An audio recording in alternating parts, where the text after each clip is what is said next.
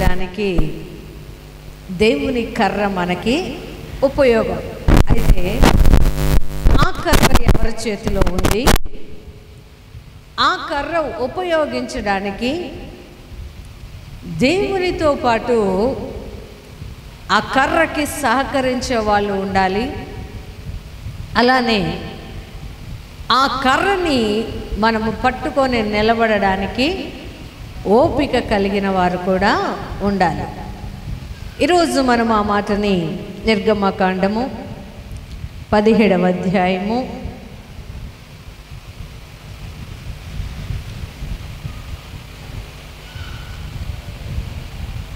9వ వచనాన్ని చదువుకుంటే, మోషే యెహోషువతో మన కొరకు మనుషులను ఏర్పరిచి వారిని తీసుకొని బయలు వెళ్ళి అమాలేకీయులతో యుద్ధము చేయము.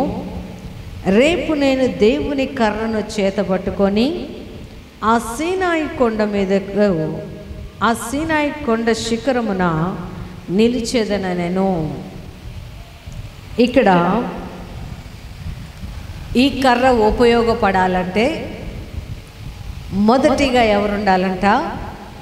మనుష్యులు ఉండాలంట. హల్లెలూయా. మోషే ఇశ్రాయేలీయుల యొక్క సమూహాన్ని తీసుకొని కనానుకు వెళ్తున్న ఆ మార్గ మధ్యములో రెఫీదీము అనే ప్రాంతముకు వచ్చేటప్పటికి అమాలేకీయులు అనేవారు ఇశ్రాయేలు ప్రజల మీదకి యుద్ధము చేయడానికి వస్తున్నారు.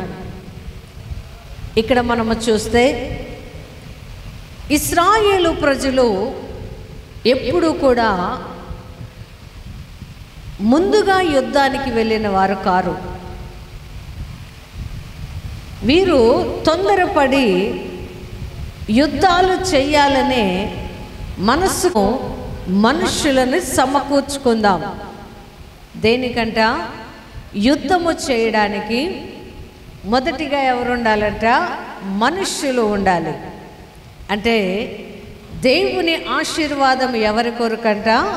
ప్రజల కొరకు. దేవుడు ఇచ్చే ఆశీర్వాదము ఎవరికి ఉపయోగపడుతుంది?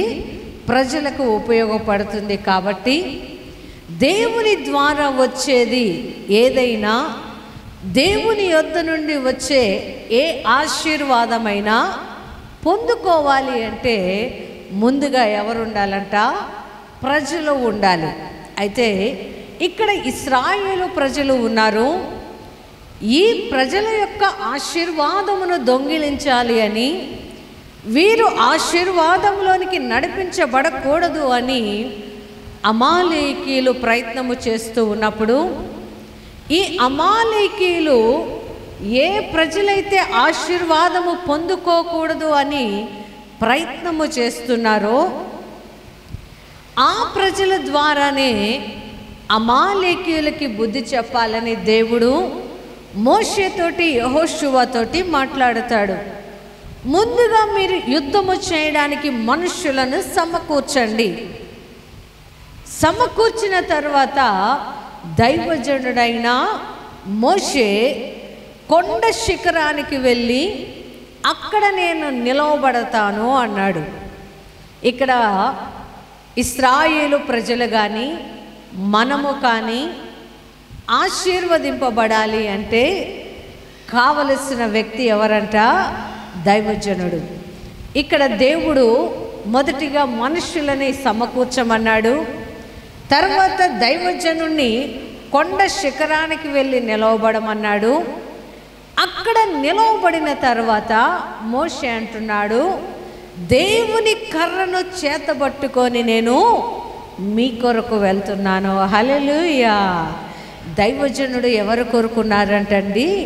ప్రజల కొరకు, ప్రజల ఆశీర్వాదము కొరకు, ప్రజలకి మంచి మాటలు చెప్పడానికి, సరి అయిన మార్గములో నడిపించడానికి, సరి అయిన పద్ధతులను నేర్పించడానికి, వాటి ద్వారా దేవుడు ఇచ్చే ఆశీర్వాదాలు ఎలా ఉంటాయోనని తెలియచెప్పడానికి దైవజనుడు అనే ఒక వ్యక్తి కూడా ఉండాలి. హల్లెలూయా. అయితే ఈ దైవజనుడు ఎక్కడుంటున్నాడంట? కొండ శిఖరం మీదకు వెళ్తాడంట. అంటే చాలామంది అనుకోవచ్చు, అదేంటండి మనుషులు యుద్ధంలో ఉండాలి, దైవజనులు మాత్రం పైన ఎక్కువ కూర్చోవాలా అనొచ్చు.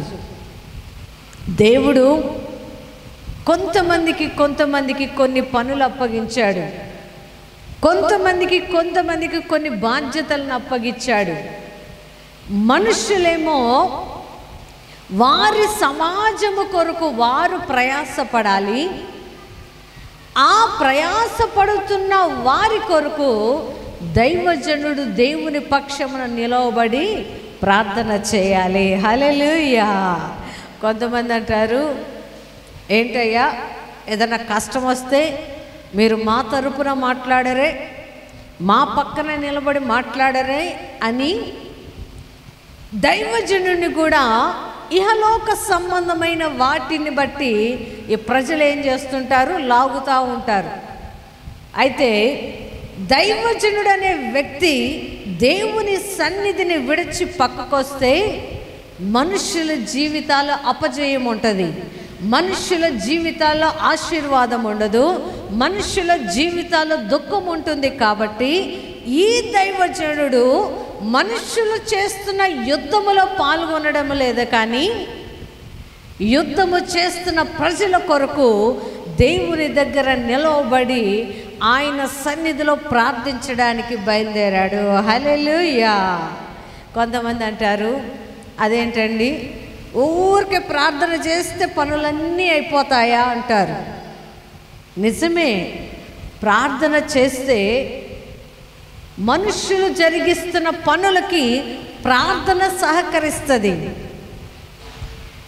మనుష్యులు ప్రయాసపడుతున్న ప్రయాసలకి, వాళ్ళు చేస్తున్న ఇహలోక సంబంధమైన యుద్ధాలకి దైవజనుడు ప్రార్థన ఎప్పుడైతే వారి జీవితాల్లో జోడుగా ఉంటుందో అప్పుడు వారు వారి యుద్ధాలని, వారి దుఃఖాలని జయిస్తారు. హల్లెలూయా. అది తెలియని చాలామంది అంటారు దైవజనుల్ని శరీర సంబంధమైన పోరాటాలకు రాలేదు అని, శరీర సంబంధమైన యుద్ధాలకి రావడం లేదు, శరీర సంబంధమైన వాటి కొరకు ఈ దైవజనుడు నిలబడ్డే లేదు అని. ఈ దైవజనులు ఎప్పుడు ప్రార్థన చేస్తామంటారు కానీ మా పక్షాన నిలవబడి మాట్లాడరే అంటారు చాలామంది. మోషే దేవుని ప్రజల క్షేమము కొరకే శిఖరము ఎక్కాడు, కానీ మోషే దేవుని ప్రజలకి ఆశీర్వాదము కొరకే ఆ కొండ శిఖరాన్ని ఎక్కాడు, కానీ ఆ యుద్ధములో ఆయన ప్రాణము పోయిందనే భీతితో కాదు, ఆ యుద్ధములో ఆయన మరణిస్తాడనే భీతితో కాదు, కానీ దేవుడు మోషేకి చెబుతూ ఉన్నాడు, మొదటిగా మనుషులను సమకూర్చండి.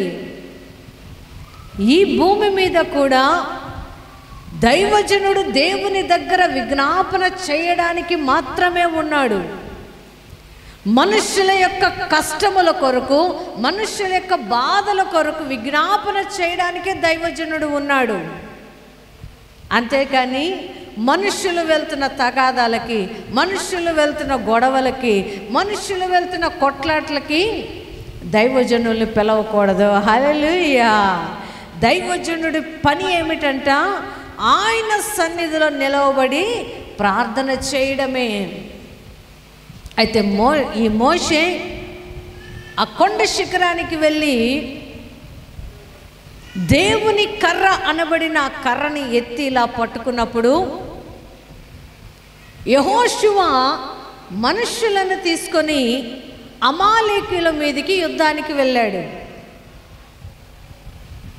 మోషే ఆయన కర్ర ఎత్తి పట్టుకొని నిలవబడినంతసేపు ఇశ్రాయేలు ప్రజలు గెలుస్తూ ఉన్నారు.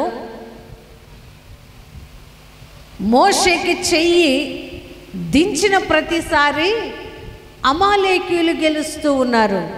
అంటే దైవజనుడు ప్రజల పక్షమున ప్రార్థన చెయ్యనప్పుడు ప్రజలు ఓడిపోతారు.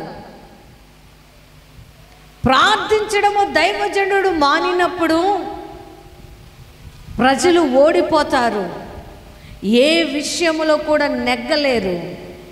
అది ఆత్మ సంబంధమైనా కూడా, శరీర సంబంధమైనా కూడా. అందుకనే ఈ మోషే తను ఎంత భారమైనా, ఎవరైనా ఒక 10 నిమిషాలు ఇలా చేయబెట్టి నిలబడితే ఎలా ఉంటుందండి వారికి? పాస్టర్ గారు మీకందరికీ ప్రేయర్ చేసి వచ్చిన తర్వాత ఈ చెయ్యి నొప్పితో చాలా బాధపడతారు. ఆ చెయ్యి ఎత్తినంతసేపు మనుష్యుల్లో ఉన్న దయ్యాలన్నీ వదలగొట్టబడుతుంటాయి. మరి అనారోగ్యాలు తొలగిపోతూ ఉంటాయి. ఎప్పటిదాకా ఆయన ఎత్తిన చెయ్యి దించరంట, మీ అందరికీ ప్రార్థన చేసి మీ ఇళ్ళకు పంపేదాకా ఎత్తిన చెయ్యి దించదు. ఆ నొప్పి భారం మీరందరూ పోయిన తర్వాత ఆయన ప్రయాసపడతాడు. మోషేకి కూడా ఆ కర్ర, దేవుని కర్రను పట్టుకున్నంతసేపు చెయ్యి నొప్పితో బాధపడుతూ నిలబడలేక ఆయన ఉన్నప్పుడు మోషేనే 2 వ్యక్తుల సహాయం అడిగాడంట. హల్లెలూయా. వాళ్ళల్లో ఒకళ్ళు అహరోను, ఇంకొక అతను హూరు అనే వ్యక్తి.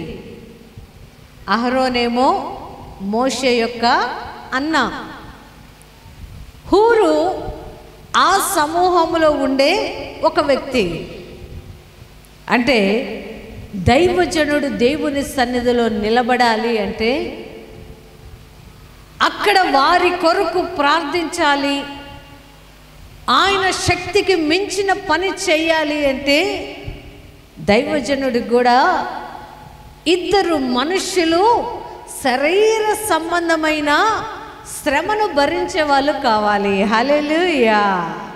ఎందుకంటే ఆ కర్ర దించితేనేమో అమాలేకీయులు గెలుస్తున్నారు, కర్ర ఎత్తితేనేమో ఇశ్రాయేలు ప్రజలు గెలుస్తున్నారు. ఎంతసేపు యుద్ధము ఒక 10 నిమిషాలు, అరగంట ఉండేది కాదు కదా.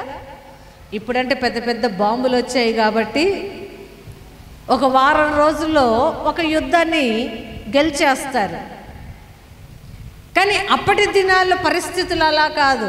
వాళ్ళకు ఉండేవి ఈటెలు, బాణాలు, గుర్రాలు, రథాలు, అంబులు, ఇలాంటి పరికరాలతో మాత్రమే యుద్ధము చేయాలి. కాబట్టి అమాలేకీయులు ఇశ్రాయేలు సమాజము 1 గంట పోరాడడం కాదు, వారు ఎంత యుద్ధము చేస్తున్నా అంతసేపు దైవజనుడు నిలబడాలి. కానీ దైవజనుడికి అంట కాళ్ళు నొప్పులు వచ్చేస్తున్నాయంట, నిలబడలేని స్థితిలో ఉన్నాడంట దైవజనుడు. అప్పుడు ఈ అహరోను, హూరులు 2 చూసి మోషే కూర్చోవడానికి ఒక రాయిని ఏర్పాటు చేశారంట. హల్లెలూయా. బైబిల్లో యేసు ప్రభుకు పెట్టబడిన పేరేమిటంట? క్రీస్తు అనే బండ. యేసు ప్రభువు ఆ దినమున మోషే యొక్క బలహీనతలో ఆయనకి బలమిచ్చే ఆధారంగా మారాడు. హల్లెలూయా. చాలామంది అంటారు యేసు ప్రభు వేరు కదండి, ఇంకొక ఆయన వేరు కదండి, మీకు ఇంతమంది దేవుళ్ళ, మీరు ఒకే దేవుడు కదా అంటారు. ఆయన నిన్న నేడు ఏకరీతిగా ఉన్న దేవుడు, మొదటి నుండి ఉన్నవాడు, అనువాడను అని చెప్పిన దేవుడు, యుగ యుగాలు మీతో కూడా ఉంటానని వాగ్దానము చేసిన దేవుడు మన యేసయ్య. ఎప్పుడైతే ఈ మోషే ఆ బండ మీద కూర్చున్నాడో మరలా ఆయనకేమొచ్చింది? ఆ కర్రను పట్టుకునే కాస్త బలమును దేవుడు ఇచ్చాడు. హల్లెలూయా. యేసు ప్రభు అనే దేవుడు మన జీవితాల్లో లేకపోతే మనం ఈ భూమి మీద నిలబడే వాళ్ళమే కాదు. హల్లెలూయా. నిజమేనండి, చాలామంది జీవితాల్లో వారికి ఉన్న పోరాటాలను బట్టి చాలామంది ఏమనుకుంటారంటే, ఈ పోరాటాన్ని నేను చెయ్యలేకపోతున్నాను, చనిపోతే బాగుండు అనుకుంటారు. ఈ బాధను నేను తట్టుకోలేకపోతున్నాను, మనుషుల యొక్క మాటల్ని ఓర్చుకోలేకపోతున్నాను, మనుషులు పెట్టే నిందలు భరించలేకపోతున్నాను, నేను చనిపోతే బాగుండు అనుకుంటారు చాలామంది. కానీ ఈరోజు దేవుడు మనకి ఏమై ఉన్నాడంట? ఆధారమైన బండగా ఉన్నాడు. హల్లెలూయా. మనల్ని ఓదార్చడానికి, మనకు విశ్రాంతినివ్వడానికి, మన శ్రమలో మనకి తోడుగా ఉండడానికి యేసయ్య అనే ఆధారము మనకు ఉంది. హల్లెలూయా. ఆ ఆధారమును పట్టుకున్న ఈ మోషే మరల కర్ర ఎత్తి పట్టుకుంటే మరలా ఇశ్రాయేలు ప్రజలు గెలుస్తూ ఉన్నారట. ఇంకా కాసేపటికి అహరోనులు, హూరు ఆయన చెయ్యి నొప్పి పెడుతుంది అని ఒక ప్రక్క అహరోను, ఇంకొక ప్రక్క హూరు కూర్చొని మోషే చెయ్యి కిందకి దించకుండా స్థిరంగా నిలబడేటట్లు ఆ చెయ్యిని అలానే ఎత్తి పట్టుకున్నారట. హల్లెలూయా. అంటే మనుష్యులని ఆశీర్వదించాలి, మనుష్యులు దీవించబడాలి అంటే దైవజనుడికి చాలా ప్రసవ వేదన ఉంటుందండి. కొంతమంది అంటారు, దేవుని సేవ అనిన వెంటనే ఏముందండి, ఆ పాస్టర్లకి ఏం పని లేదు, ఆ పాస్టర్లకి ఇంకేం పని ఉంటుందండి అంటారు. కానీ మనుష్యులు శరీర సంబంధంగా కష్టపడుతుంటారు. మీరు ఉదయం లేచి ఏదో ఒక పని చేస్తూ ఉంటారు. ఆ పని వల్ల మీకు వచ్చే జీతాన్ని బట్టి మీరు తృప్తిగా ఉంటారు.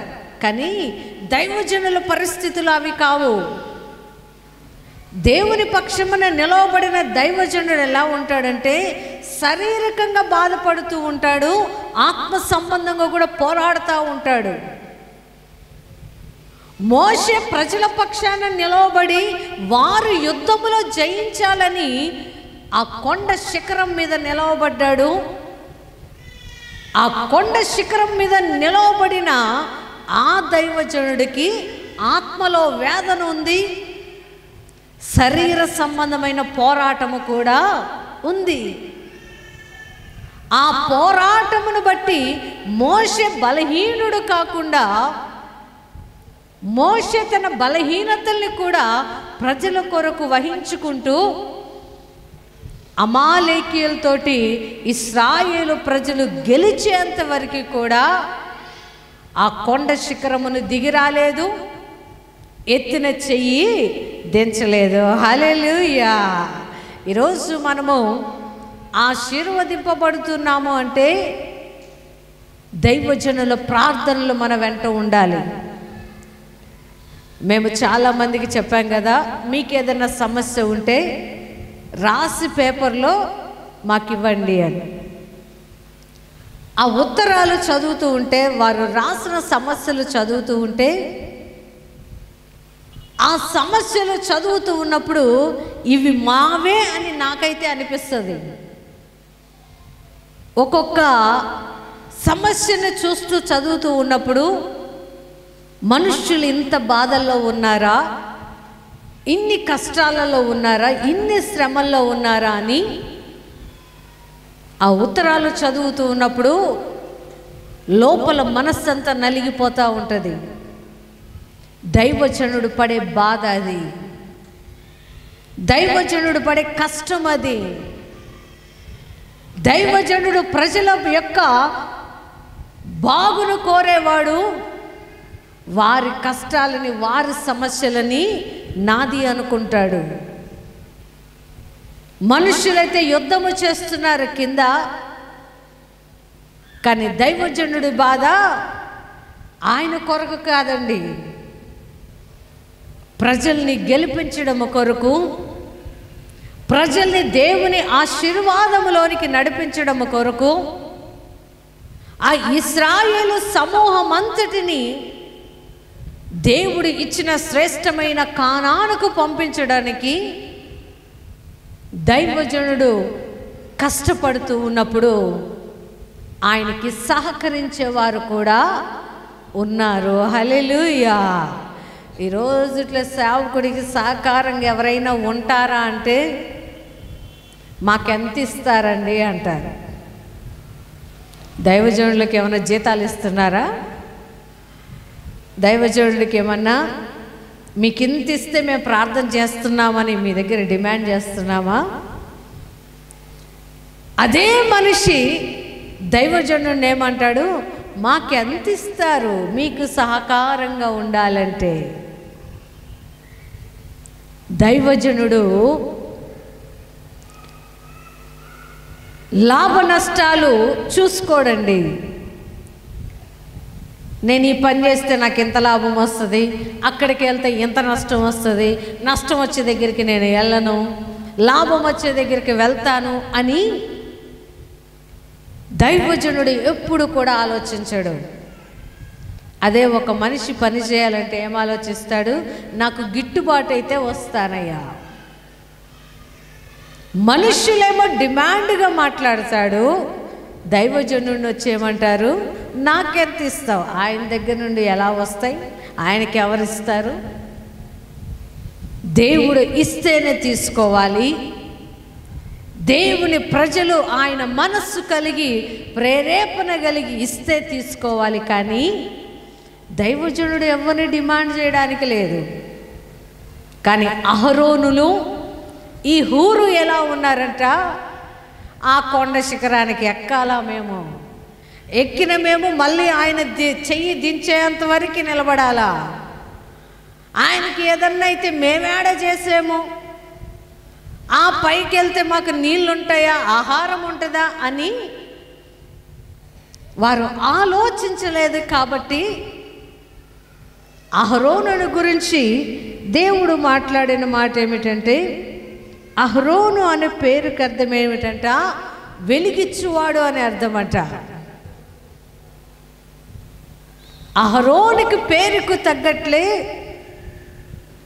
దేవుని ప్రజల కొరకు దైవజనుడికి సహకారంగా ఉంటే ఉపయోగపడతాను దేవుని పనికి అని దేవుని ప్రజలకు ఉపయోగపడేటట్లు వెలుగుగా మోషేకి అక్కడ సహకారిగా నిలబడ్డాడు. హల్లెలూయా. హూరు అంటే అర్థం ఏమిటంటే తెల్లనైనా, అంటే ఎటువంటి మచ్చలేని వ్యక్తి అనే అర్థం. దేవుని పని చేయడమైనా, దేవుని ప్రజలకి ఆశీర్వాదకరంగా దైవజనుడు నిలబడాలి అన్నా దైవజనుడితో పాటు సహకరించేవారు కూడా అదే మనసు కలిగి ఉండాలి. హల్లెలూయా. అలా లేరనుకోండి, ఇశ్రాయేలు ప్రజలు గెలిచేవారు కాదు. ఇశ్రాయేలు ప్రజలు అమాలేకీయుల చేతిలో ఒక్కరు కూడా మిగలకుండా ప్రాణాలతో బయటపడేవారు కాదు. ఎందుకంటే అమాలేకీయులను చూసి మన ఇశ్రాయేలు ప్రజలు భయపడతారు. వాళ్ళు ఆజానుబాహులయ్యా, వాళ్ళు చాలా దేహ దారుఢ్యము కలిగిన వారు, వారి పక్కన మేము మిడతల్లాగున్నాము, వారి పక్కన మేము తేలిపోయినట్టున్నాము అని ఇశ్రాయేలు ప్రజలే వారిలో ఉన్న బలహీనతని దైవజనుడి దగ్గర చెప్పుకుంటారు. అయితే ఎప్పుడైతే దైవజనుడి మాటని మనుషులు విన్నారో, దైవజనుడికి సహకారంగా మనుషులు నిలవబడ్డారో, ఆ దైవజనుడు దేవుని కర్రను ఎత్తి పట్టుకున్నప్పుడు ఆ మిడతలే దేహ దారుఢ్యము కలిగిన అమాలేకీయులని, మనుష్యులనే కాదు రాజుని కూడా యెహోషువ కత్తి చేత ఖండించాడు అని వ్రాయబడి ఉంది. హల్లెలూయా. మనం అనుకుంటాం మా జీవితాలే పాటి అండి, మేమేమి చేయగలుగుతామండి అని. నిజమే, మనమైతే ఏమి చేయలేము, కానీ ఎవరితో పోరాడలేము, కానీ ఎవరిని జయించలేము. కానీ దేవుని పక్షమున నిలవబడిన వ్యక్తికి సహకారంగా మనము ఉన్నప్పుడు, ఆ సహకారంగా ఉన్న మనుషులను బట్టి దైవజనుడు బలంగా నిలబడతాడు. దేవుని కొరకు విజ్ఞాపన చేసినప్పుడు పోరాడుతున్న ప్రజలందరికీ కూడా దేవుని ద్వారా విజయమే కలుగుతుంది. హల్లెలూయా. మోషే ఎత్తి పట్టుకున్న దేవుని కర్ర ఇశ్రాయేలు ప్రజలకి ఆశీర్వాదమునిచ్చింది. మోషే ఎత్తి పట్టుకున్న దేవుని కర్ర రాజును సహితము, అమాలేకీయుల రాజును సహితము యెహోషువ చేతిలో ఖండించినట్లు మనము బైబిల్లో చూస్తాం. మోషేకి తోడుగా, మనుషులకి తోడుగా యెహోషువ కూడా ఖడ్గం పట్టుకున్నాడంట, కత్తి పట్టుకున్నాడంట. ఆయన ఖడ్గాన్ని గురించి వ్రాయబడి ఉంటుంది, అది వాడిగలిగినది అని వ్రాయబడి ఉంటుంది. హల్లెలూయా. దేవుడు యెహోషువ చేతిలో ఉన్నాడు కాబట్టి ఆ కత్తి కూడా ఎలా అయిపోయిందంట, బాగా పదునుగా మారిపోయింది. శత్రువును జయించడానికి ఆ పదునైన కత్తి ఉపయోగపడింది. ఈరోజు బైబిల్లో ఒక మాట రాయబడి ఉంటుంది, మనుషులకు ఇచ్చిన కత్తులు ఏంటో తెలుసా? నాలుకలంట. హల్లెలూయా. ఈ కత్తి ఎలా ఉంటుందంట, లోపలికి దూరిపోయి మనుషులని చంపడానికైనా బాధ పెట్టడానికైనా ఉపయోగపడేదంట ఈ కత్తి. నాలుక అనే అవయవమైన ఈ కత్తి. అయితే మనకు శరీర సంబంధమైన నాలుకలొద్దు, కానీ యెహోషువ చేతిలో ఉన్న దేవుని ఖడ్గంగాను, శత్రువుని జయించాలి అంటే ప్రార్థనాపరుడైన దైవజనుడు మనకి కాపరిగా ఉండాలి. విశ్వాసుల యొక్క దుఃఖమును తన దుఃఖముగా భావించాలి. విశ్వాసుల యొక్క కష్టాలని అర్థము చేసుకునే మనిషిగా దైవజనుడు ఎప్పుడైతే ఉంటాడో ఆ సంఘమే కాదు, ఆ సమాజము కూడా ఆశీర్వదింపబడుతుంది. హల్లెలూయా. మోషే వారి పక్షమున వారి బాధను, కష్టమును అర్థము చేసుకున్నాడు కాబట్టి తన శరీర సంబంధమైన బాధని ఓర్చుకున్నాడు. ఆత్మలో ఆయన పడుతున్న ప్రయాసను ఓర్చుకున్నారు కాబట్టి ఇశ్రాయేలు ప్రజలు యుద్ధమును జయించారు. హల్లెలూయా. ఈరోజు నీ కుటుంబంలో ఎలాంటి యుద్ధమైనా కూడా, కొంతమంది భార్యాభర్తలకి అస్సలు మాట్లాడుకోవడమే రాదు. మాట్లాడుకుంటే చాలు కసురుకుంటారు. ప్రేమతో మాట్లాడుకోవడమే రాదు. ఏందయ్యా అని అనుకో, ఏందేందేంది అంటాడు. నేనేమన్నానయ్యా అంటే అది కూడా ఒక యుద్ధమే, సమాధానము లేని యుద్ధం. ఇలాంటి యుద్ధాలు ప్రతి ఇంటిలో, ప్రతి కుటుంబంలో ఉంటాయి. ఎప్పుడంట, వారి కొరకు ప్రార్థించలేని దైవజనుడు ఉన్నప్పుడు అలాంటి కుటుంబాలు ఉంటాయి. వాటి కొరకు ప్రార్థించగలిగిన దైవజనుడు మీ పక్షమున ఉన్నప్పుడు, ఆ యుద్ధము వస్తున్నప్పుడు యుద్ధములో మీరే గెలిచి నిలబడతారు. హల్లెలూయా. ఆ మాటలైన శత్రువు మన దగ్గర నుండి పారిపోతాడు. ఇంకో కొంతమందికి ఆలోచనల యుద్ధాలు జరుగుతూ ఉంటాయి. ఎదుటివాడి యొక్క మనసులో ఉన్న ఆలోచనలు కూడా నేను కనిపెట్టగలను అని ఇతనే ఏమైపోతాడు, వాళ్ళు నా గురించి ఇలా అనుకుంటున్నారు, ఇలా తిట్టుకుంటున్నారు, ఇలా మాట్లాడుకుంటున్నారు. ఇదొక రకమైన యుద్ధం. ఆ యుద్ధం వలన మనశ్శాంతి ఉండదు. తనకు తానే పాడైపోతూ ఉంటాడు మనిషి. అలాంటి నీ కొరకు ప్రార్థించే దైవజనుడు ఉంటే ఆ యుద్ధాన్ని కూడా నువ్వు జయిస్తావు. హల్లెలూయా. కొంతమందికి అనుమానాలని యుద్ధాలు అంటే ఇంటికి ఒకటి ఉంటుందండి. ఈ ఇంట్లో ఇన్ని ఉంటాయని లేదు, కానీ ఒక్కొక్క ఇంటికి ఒకటి ఏదో ఒకటి ఉంటుంది. భార్య ఎలా చూస్తుంది అనుకో, ఏంది ఎలా చూస్తున్నావు, ఎవరున్నారని చూస్తున్నావు అంటాడు. అయ్యో నేనెక్కడ చూశానయ్యా, అటు మామూలుగా చూశానయ్యా. కాదు, నువ్వేదో చూసావు. ఇదొక యుద్ధం.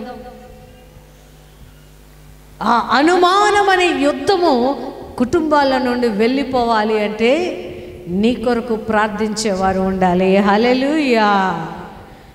మాకు ఇచ్చిన ఉత్తరాలు ఖచ్చితంగా నేను చదువుతాను, వారి కొరకు నేను ప్రార్థన చేస్తాను. వారి శ్రమలను బట్టి వారు ఆ శ్రమల్లో నుండి బయటికి రావాలి, విడుదల పొందుకోవాలి అని నేను దేవుణ్ణి ఖచ్చితంగా అడుగుతాను.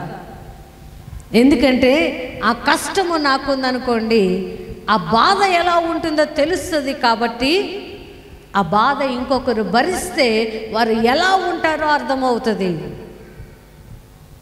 మోషే కూడా ఆయనకి యుద్ధాల గురించి తెలుసు, కష్టము గురించి తెలుసు. మోషేకి చిన్నప్పటి నుండి తల్లిదండ్రుల దగ్గర పెరగలేదు, ఫరో ఇంట్లో పెరిగాడు. ఆ రాజు కుటుంబంలో ఉండే కుట్రలు అన్నీ తెలుసు, యుద్ధాల సంగతి తెలుసు. కాబట్టి వాటిని భరించగలిగిన శక్తి మోషేకి మాత్రమే ఉంది అని దేవుడు ఇశ్రాయేలు సమూహానికి మోషేని నాయకుడిగా నియమించాడు. హల్లెలూయా. ఈరోజు నీ శ్రమని, నా శ్రమని నిజంగా అర్థము చేసుకున్న వాడే దైవజనుడు. నీ శ్రమని ఇది నాకొస్తే ఎలా ఉంటుంది అని తనను తాను పరీక్ష చేసుకున్నవాడే దైవజనుడు.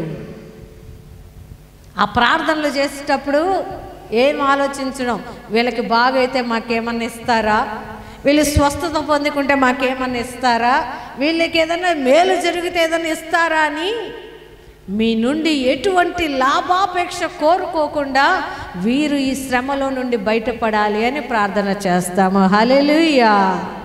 మోషే కూడా దేవుని ప్రజలు క్షేమముగా ఉండాలి అని, వారికి ఎదురవుతున్న శరీర సంబంధమైన యుద్ధాల్లో మోషే ప్రార్థన చేస్తేనే వారికి యుద్ధములో జయము జరుగుతుంది అని, మనుషులు చేస్తున్న శరీర సంబంధమైన ప్రతి పోరాటానికి కూడా మోషే ప్రార్థన వారికి దేవుని యొక్క కవచముగా ఉపయోగపడింది. హల్లెలూయా.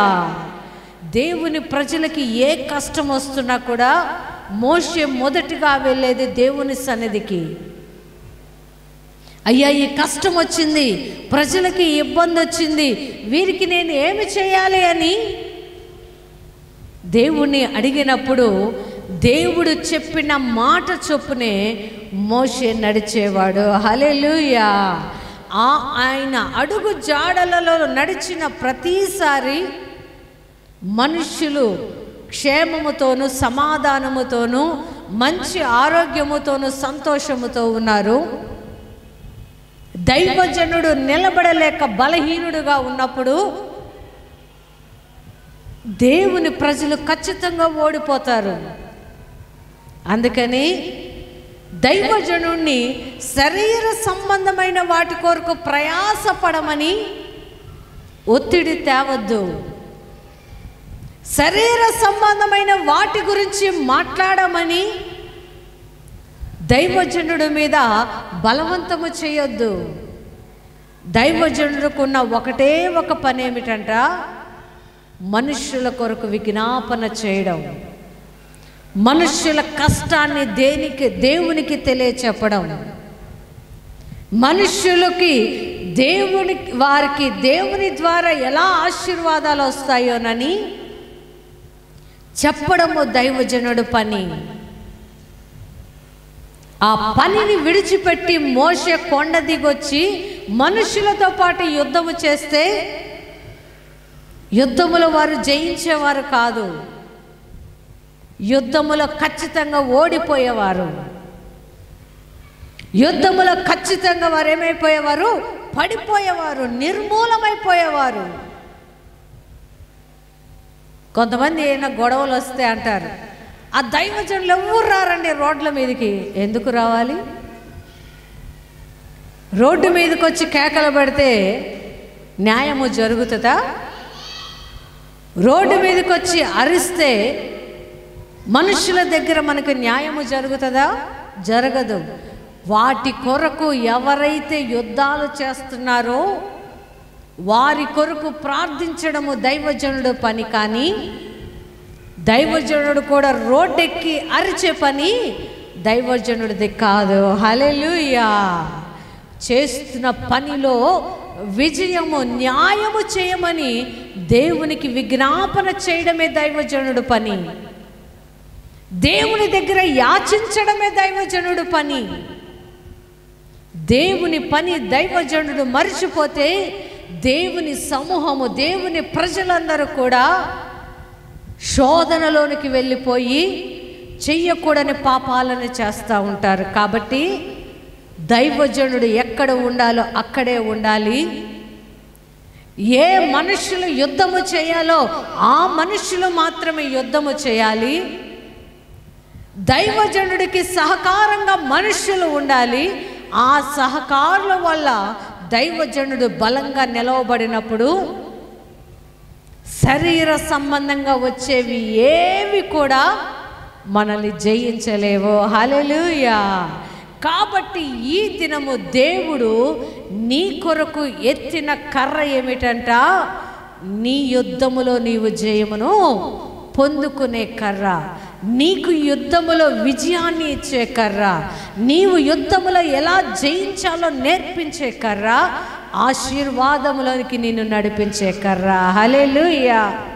అటువంటి కర్ర వైపు నువ్వు ఎప్పుడైతే చూస్తావో మనుష్యులు నిన్ను ఏలలేరు, మనుష్యుల ఆలోచనలు నిన్ను ఏలలేవు. హల్లెలూయా. అట్టి కృపను దేవుడు మనకు దయచేయనుగాక. ఆమేన్.